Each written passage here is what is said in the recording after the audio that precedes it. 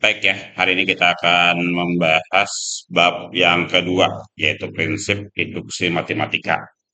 Namun sebelum kita masuk ke pembahasan tentang prinsip induksi matematika, maka kita terlebih dahulu membahas tentang notasi jumlah dan kali. Jadi notasi jumlah dan notasi kali. Jadi sebagai pengantar ya, sebelum kita ke induksi matematik, kita pahami dulu tentang notasi ini. Jadi nanti induksi matematik ini merupakan salah satu cara pembuktian yang di apa istilahnya diakui ya di dalam pembuktian matematika khususnya pada semua bilangan asli, pada bilangan asli. Jadi secara umum induksi matematika ini digunakan untuk pembuktian terkait dengan bilangan asli. Eh, ada istilah notasi, ada notasi notasi itu apa lambang itu seperti itulah ya. Notasi jumlah adalah notasi yang dilambangkan dengan sigma. Nah, jadi sigma seperti ini. Jadi kalau ketemu sigma seperti ini, berarti maksudnya adalah jumlah. Nah, jumlah dari sebuah sederetan objek tertentu. Kemudian notasi kali, ada notasi yang dilambangkan dengan V. Nah, V seperti ini. Ya. Nah, jadi kalau ada sigma XI, ini kan sigma XI ya. I-nya indeks. I-nya dari 1 sampai R. Nah, maka maksudnya adalah I-nya dijalankan dari 1, berarti X1 ditambah X2 tambah sama dengan XR, sampai dengan batas di atasnya. Ya, jadi seperti itu. Ya. Itu pelambangan daripada sigma. Nah, supaya lebih besar sedikit. Nah, jadi sigma XI, I dari 1 sampai R, artinya kita menjalankan X, I-nya ganti dari 1, X tambah. Nah, karena notasi jumlah, jadi tambah di sini operasinya. Tambah X2, tambah seterusnya sampai tambah XR. Nah, karena batas atasnya adalah XR. Bawah ini adalah batas bawah, atas ini batas atas. Batas bawah ini kita mulai menjalankan dari mana. Nah, kemudian atas sampai ke mana. Kalau VXI, I dari 1 sampai R, berarti adalah X1 dikali X2, karena ini adalah notasi kali. Nah, jadi kalau sini adalah notasi jumlah, kalau sebelah sini notasi kali. Huruf I dari indeks jumlah pada notasi jumlah notasi kali bisa saja diganti dengan huruf yang lain. Nah, tapi perlu diperhatikan harus konsisten. Kalau di sininya I, maka di sininya I. Kalau ingin dijalankan ya, kalau nanti berbeda, maka dia tidak mau jalan. Jadi dia akan jalan kalau itu sama. Kalau tidak sama, maka dia hanya menjalankan sesuai konstanta yang ada di situ, karena dia tidak berlaku sebagai indeks. Nah, di sini kalau E juga di sini, kalau J juga, kalau K juga. Begitu dengan kali. I sama 1 sesuai dengan batas bawah, dan I sama dengan R sesuai dengan batas atas. Lower limit dan upper limit. Nah, ini bawah dan atas. Contoh. Kita buat contoh di sini, supaya kan. Misalkan sigma I dari 1 sampai 4. Nah, berarti I-nya nanti dijalankan. Nah, pertama masukkan dulu I sama dengan 1. Nah, tulis 1, ya kan? Tambah apa setelah 1, 2? Nah, tambah 2. Apa setelah 2? Tambah 3. Tambah 4. Apakah tambah lagi? Tidak, karena batas atasnya adalah 4. Berapa 1 tambah 2 tambah 3 tambah 4? Sama dengan 10. Gitu. Nah, misalkan VF. F dari 1 sampai 4 sama, tapi sekarang operasinya kali, karena ini V. Nah, ya gitu ya. Kemudian kita lihat yang contoh 3. Nah, ini menarik ya, yang contoh 3. K sama dengan 1 sama dengan 5. Dari 3. Sigma 3. K dari 1 sampai 5. Di sini kan nggak ada K-nya. Ya kan, nggak ada K-nya kan. Maka berarti dia adalah 3 untuk 1 ya. 3 lagi untuk 2. 3 lagi untuk 3. 3 lagi untuk 4. 3 lagi untuk 5. Gitu ya. Tambahkan terus. Oh, sama dengan 15. Begitu jadi kan? V3. K1 sama 5. Berarti 3 kalikan terus 3-nya sama 5 puting 3-nya. Oke. Nah, kalau kuadrat, misalkan sigma T kuadrat, T 1 sampai 3, berarti sampai 3 aja, dari 1 sampai 3. Berarti pertama ganti T-nya dengan 1, berarti 1 kuadrat, ya kan? Tambah, T-nya ganti dengan 2, berarti 2 kuadrat. Tambah, sampai dengan batasnya 3, berarti 3 kuadrat. Gitu.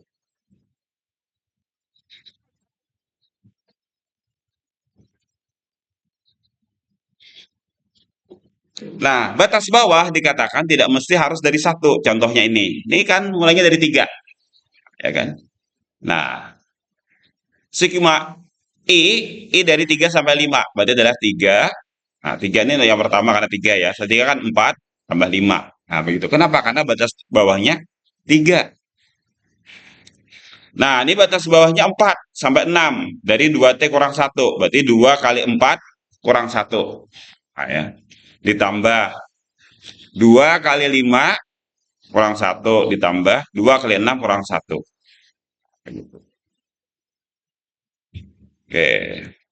Sekarang misalkan saya tambah lagi E. Ya.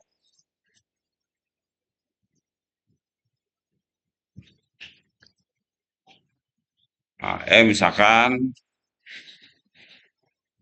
berarti nggak ada kalau di copy itu.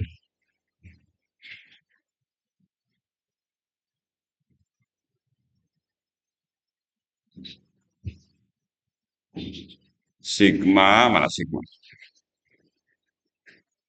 Nah, sigma ya. Sigma,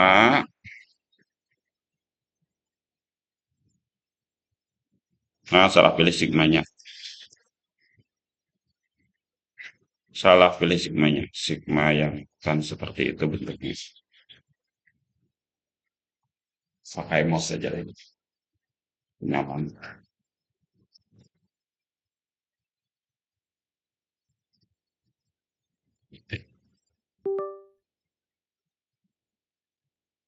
Sigma yang ini ya.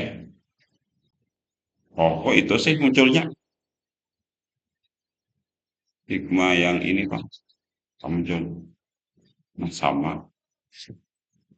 Oh, bisa. Misalnya, nah,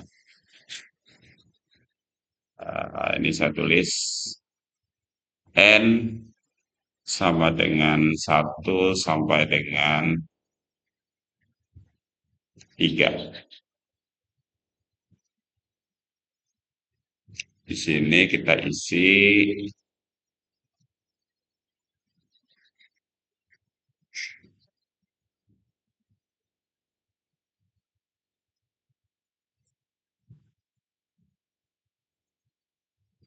tambah 1 dibagi 4. Nah, kalau seperti ini, bagaimana menjalankannya? Kelihatan nggak? Sigma, ini batas bawah ya. Tadi saya nggak ngerti nih. Lagi ada masalah hanya di Microsoft-nya ya. Padahal sudah kita pilih tadi yang batas atas dan batas bawahnya. Tapi yang muncul itu malah. Oke. Nah, N sama 1 sama dengan N plus 1 dibagi K. Nah, bagaimana ini jadinya? Gimana kira-kira Isma? Gimana hasil Isma?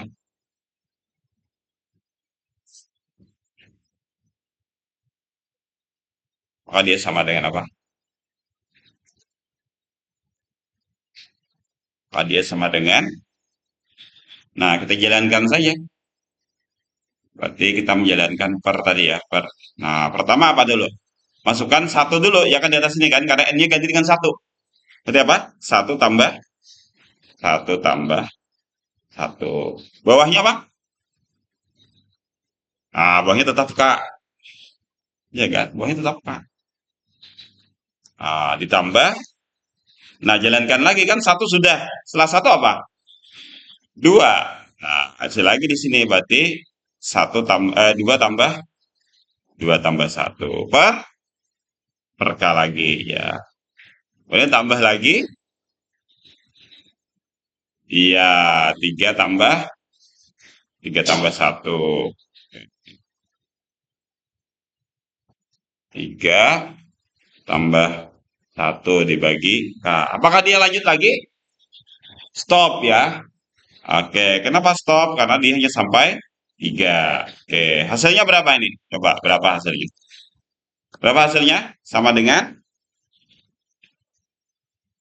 11 per K. Oke, betul ya. Jadi hasilnya adalah 11 per K. Kenapa 11 per K? Karena sudah sama, ya kan? Apanya yang bawah itu istilahnya apa? Penyebutnya sudah sama ya, sehingga kita bisa langsung jumlahkan yang di atasnya. Maka hasilnya adalah 11. 11 datang dari mana? 2 tambah 3 tambah 4. 9. Aduh, 9 ternyata ya. 9 per. Oke. Kelajuan Mutia menghitung. Oke. Ngerti itu ya? Mudah-mudahan ngerti ya. Oke. Gimana Rehan? Ada komentar Rehan? Oh, tidak ada ya. Baik, tidak ada komentar dari Rehan. Kalau pemahaman tadi gimana? Yang menjadi Oh. Misalkan kita contohkan F lagi ya. F.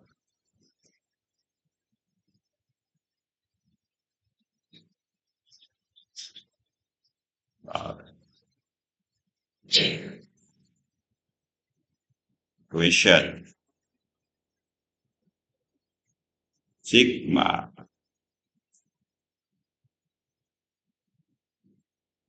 Aneh banget. Sudah jelas-jelas memilih inilah.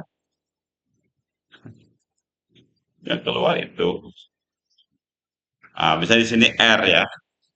R sama dengan 7 sampai 11 dari M. Ah, coba. Coba dijalankan. Apa nih jadinya nih? Sama dengan apa? Sigma M R dari 7 sampai 11. Apa jadinya?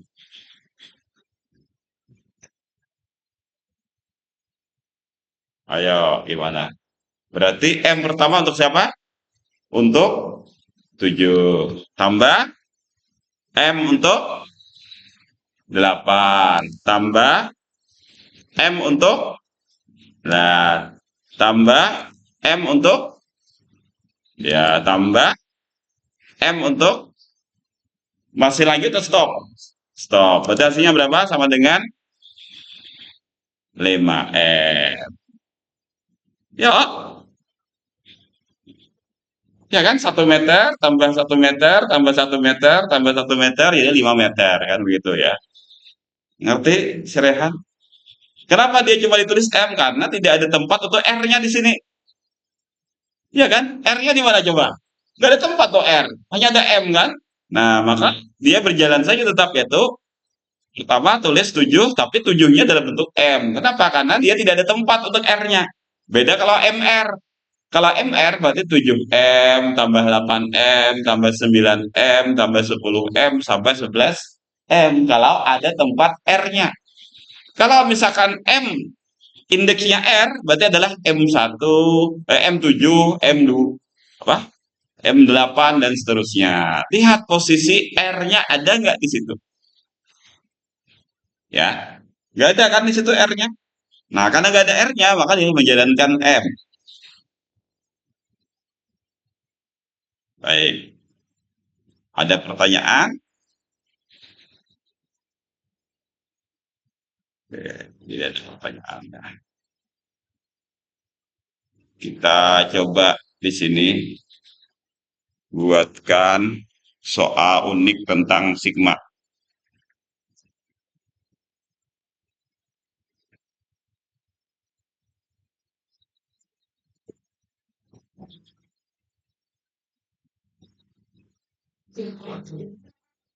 Nah, kita lihat ya, bisa nggak ada ayamnya?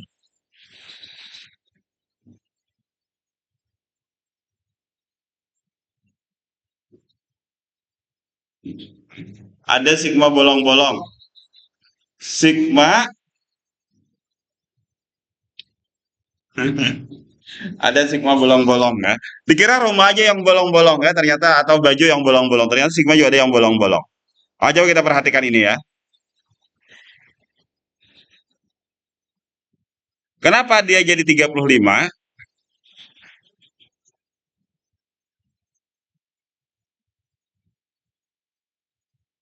Nah, coba kita lihat ya.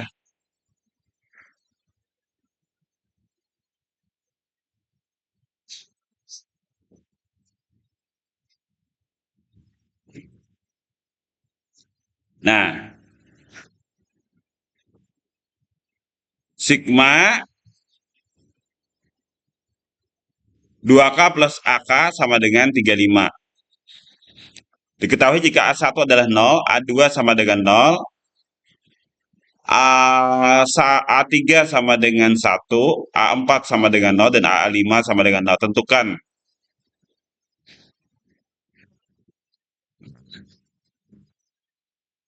Ini, tentukan ini. Nah, maka mudah saja kita uraikan ini. Oh, ini kita belum belajar sifat tadi ya. Mestinya kita belajar sifat tadi dulu. Tadi ada sifat, namanya sifat, sifat apa tadi? Distributif ya. Nah, ini kan bisa diuraikan menjadi sigma 2K tambah sigma K1 sama 5 AK.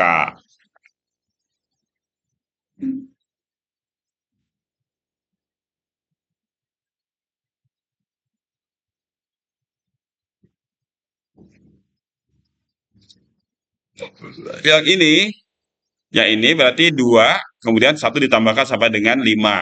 Yang ini,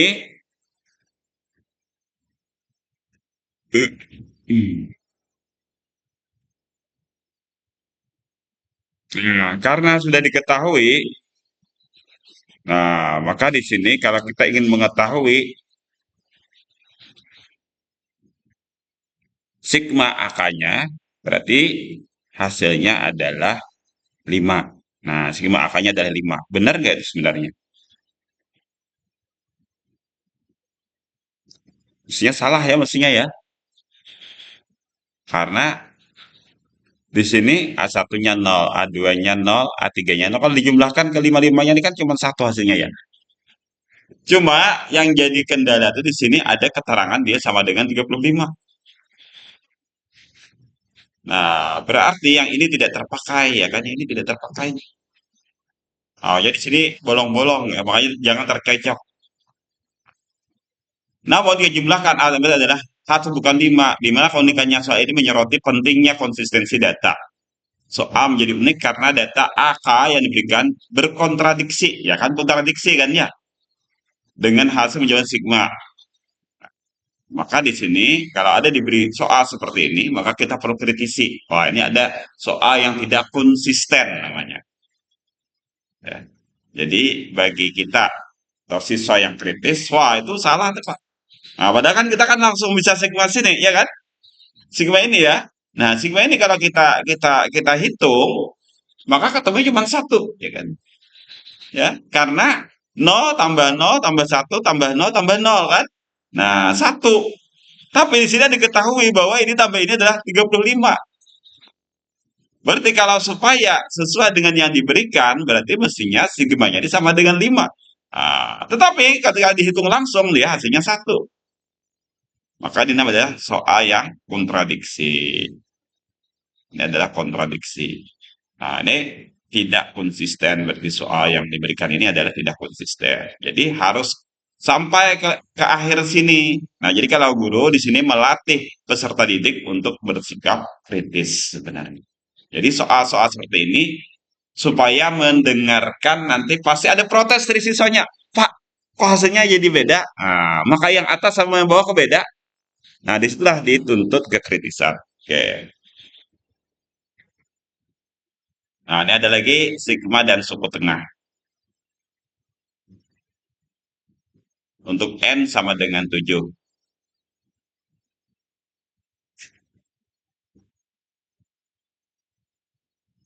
Oke, hasilnya 35 juga. Baik ya, itu beberapa keunikan dari sigma. Kita lanjutkan lagi. Oh, tadi kada mau muncul berarti di anu lah, di rekamannya. Kenapa? Karena rekamannya ganda di sini. Oke, ini beberapa sifat dari sigma ya. Sigma TXI, maka T-nya bisa dikeluarkan. Nah, ya. Jadi T, ini diuraikan di sini ya. Ini kan I-nya dari R sampai S. Nah, kalau dari R sampai S berarti TXR tambah TXR plus 1 sampai TXS. Karena batas atasnya ada S. T-nya bisa dikeluarkan karena semua ini ada T-nya di sini. Nah, ini sifat apa nih? Dari sini menjadi ini disebut dengan sifat apa? Si Muna, apa Muna? Sifat apa Muna? Dari sini menjadi ini sifat apa digunakan? Nah, kita harus sudah mulai familiar dengan sifat-sifat bilangan gitu kemarin ya, begitu ya, ada Bapak ya, Pak kita harus tahu. Kira-kira sifat apa yang digunakan di situ? Sifat apa, Rehan? Ya, distributif ya. Jadi dari sini ke sini udah sifat distributif. Kemudian dari sini ke sini ini adalah definisi sigma ya, kan sigma. Nah, maka T-nya bisa dikeluarkan. Kemudian sigma XI tambah YI. Nah, ini kan ini ya, ternyata bisa diuraikan menjadi sigma XI ditambah sigma YI.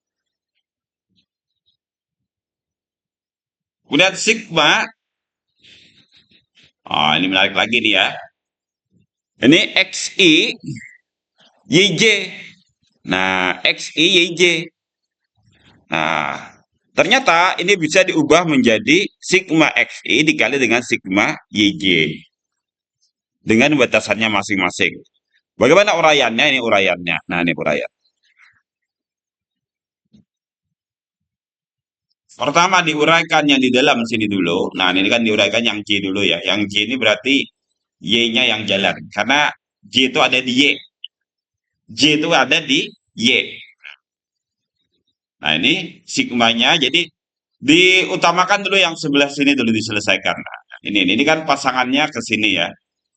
Nah, ini kan ini YJ. Nah, maka sigma XI dalam kurung mulai dari C. Karena J-nya mulai C kan. IC tambah YC plus 1. Tambah seterusnya sama dengan YD. Karena batas atasnya D. Kemudian ini. Baru kemudian jalankan XI-nya. XI-nya dari apa? Dari A sampai B. Berarti XA, YC tambah YC1 dan seterusnya. XA plus A1 sama dengan XB kalikan ini. Nah, ini semua, ini kan sama. Bagian keduanya kan sama. Maka digunakan sifat apa? Menjadi ini sifat apa kira-kira? Dari sini menjadi ini sifat apa? Sifat? Sifat? Distributif. Ya sama ya, distributif. Kenapa? Karena sebelahnya sini sama, ini sama, ini sama, ini sama. Maka sebelahnya tinggal dijumlahkan. Berarti XA plus 1. Nah, ini kalau disesuaikan dengan definisi daripada sigma, berarti adalah XI tambah sigma YJ. Yang keempat juga begitu. Oke, kita lanjutkan lagi. Contoh 2.3.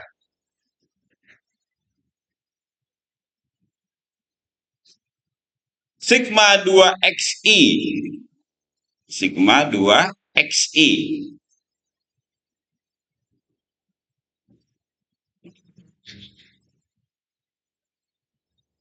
Ini yang V itu mengikut aja ya. Yang V itu mengikut saja dia.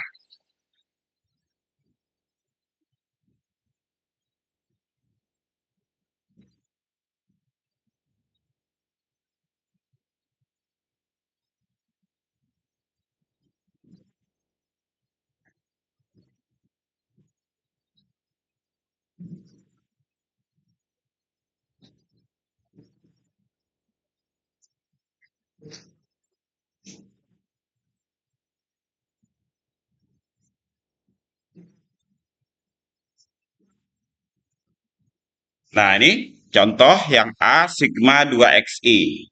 Nah, berarti kan kita menjalankan I-nya, ya kan? Kenapa? Karena I-nya dari 3 sampai 5. Makanya mulai dari 2X3, ya kan? Kemudian tambah 2X4, tambah 2X5. Nah, atau kalau dikaitkan dengan contoh di atas, berarti adalah 2 sigma XI I dari 3 sampai 5. Ini kalau dikembalikan ke sigma. Nah, ini berarti sifat yang kedua. Ya. Ini sifat yang ketiga, ini sifat yang keempat. Nah, ini kenapa kita belajar ini? Supaya kita nanti terbiasa dalam induksi matematik. Induksi matematik, nanti kita pakai beberapa sigma juga. Oke, sekarang kita masuk ke prinsip induksi matematik. Sedikit ya. Udah kalau di situ. Dikit ya. Berapa lembar? Kalau di print itu 3 lembar ya? Oh, 3 lembar. Oke. Lo Rehan ya. Iya kan jadinya berehan ya.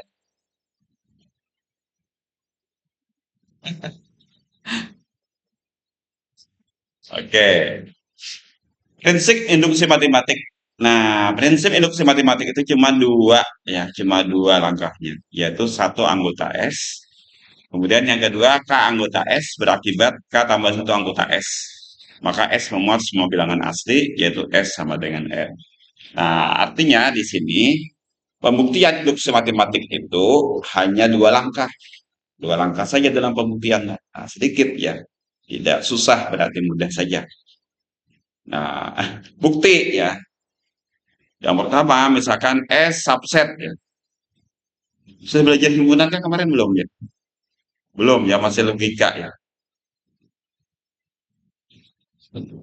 Di PDM, pengantar dasar matematik masih logika. Himpunan belum ya berarti ya. Atau sudah belajar himpunan di mata kuliah yang lain. Kuliah apa? Kalkulus. Nggak ada juga. Oke, ini simbol subset ya. Misalkan S adalah himpunan bagian dari bilangan asli. Unsur S memiliki satu hubungan serta A dan B dipenuhi oleh S.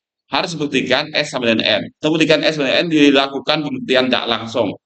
Anggaplah S bukan anggota N. Maka tentu ada F anggota N dan F bukan 0. Maka F adalah T anggota N, di mana T bukan anggota S. Karena F bukan anggota kosong dan F subset N, maka menurut prinsip urutan rapi, mempunyai unsur terkecil, yaitu apa itu K. Nah, ternyata dia kontradiksi. Sehingga dengan demikian berarti induksinya ini benar. Nah, jadi dalam pembuktian induksi ya secara kita sebelum masuk ke materi berikutnya. Jadi prinsip induksi itu sebenarnya yang pertama yaitu kita membuktikan benar untuk satu orang. Misalkan begini ya, mahasiswa UPK jaketnya berwarna biru. Ada pernyataan begitu ya, mahasiswa UPK jaketnya berwarna biru. Kemudian ketemulah dengan Raihan. Oh betul, Raihan berwarna biru misalkan jaketnya. Oh berarti benar ya. Jadi yang pertama harus dibuktikan benar dulu untuk langkah pertama. Lalu kemudian ada anggapan, oh ini Raihan benar berwarna jaket biru, maka dianggap semua teman-teman Raihan itu berjaketnya berwarna biru. Itu dianggap benar. Nah nanti kelompoknya Raihan tambah satu orang yang di luar kelompok Raihan itu tapi dia masuk OPK, nah maka dia berjaket biru. Nah ternyata betul dia bos berjaket biru, maka berarti betul bahwasanya mahasiswa OPK itu berjaket biru. Nah jadi begitu. Jadi tidak cukup hanya mencukupkan pada satu orang. Nah, jadi prinsip induksi matematik ini mengajarkan pada kita tentang kehati-hatian. Ya. Jadi seperti kemarin, contohnya kemarin, Bapak diminta mengisi data Sispena. Data Sispena itu adalah data untuk akreditasi sekolah. Nah, ternyata punya Bapak error. Nah, lalu sang operator tidak percaya langsung dia. Kita tunggu informasi dari Bapak yang lain ya, kata dia. Nah, artinya kita tidak mencukupkan hanya satu orang. Tapi kemudian kita cek beberapa orang yang lain. Benar kah? Nah, ya. Kayak misalkan MBG itu bikin keracunan misalnya. Bikin keracunan di satu sekolah. Kita cek bener kan? Nah, cek dulu satu orang. Oh betul keracunan. Tambah lagi. Ada nggak lagi yang keracunan saya ini? Jangan-jangan dia memang alergi makanan misalnya ya. Nah, maka ternyata ada beberapa orang sampai misalnya 10 atau 20 orang keracunan. Oh berarti katakan memang MBG di sini ada unsur racunnya misalkan. Ada kumannya atau ada bakteri atau seperti apa gitu. Nah, jadi itu pembuktian matematik. Jadi pembuktian induksi matematik itu sebenarnya tidak hanya melihat satu orang benar, tapi harus semuanya benar. Nah, begitu ya. Nah, itu namanya adalah pembuktian induksi matematik. Nah, itu secara umum ya. Baik. Ini kita hanya